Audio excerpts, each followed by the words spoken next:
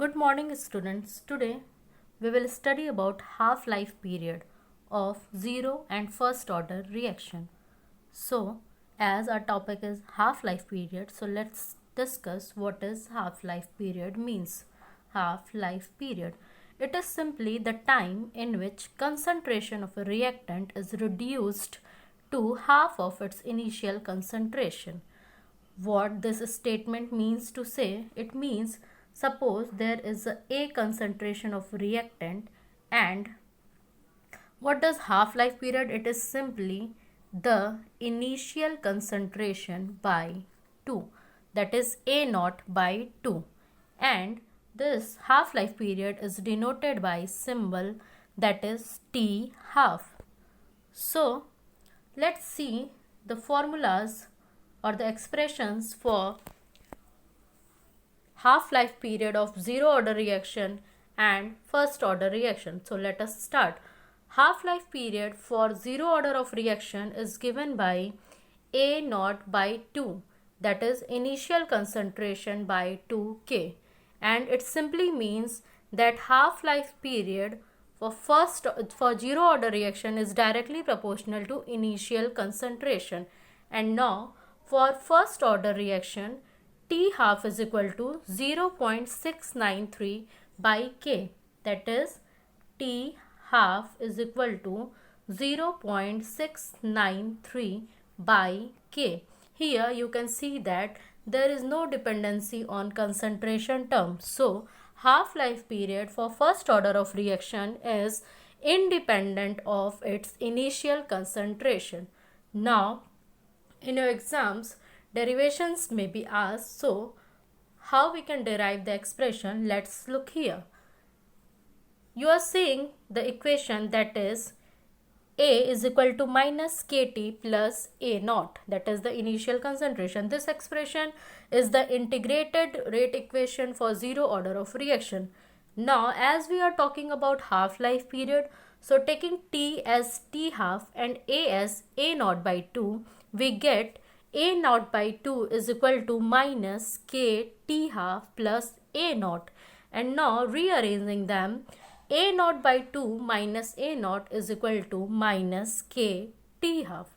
And simplifying the above equation, we get 2A naught minus A naught by 2 is equal to K T half. We simply take an LCM here and multiplied by negative sign.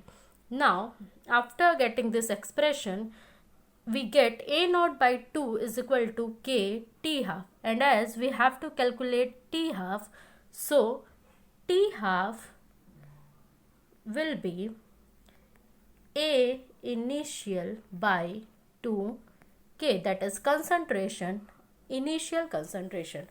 So this expression generally tells that half-life period is directly proportional to its initial concentration, and this is for zero order reaction. Now let's talk about first order reaction.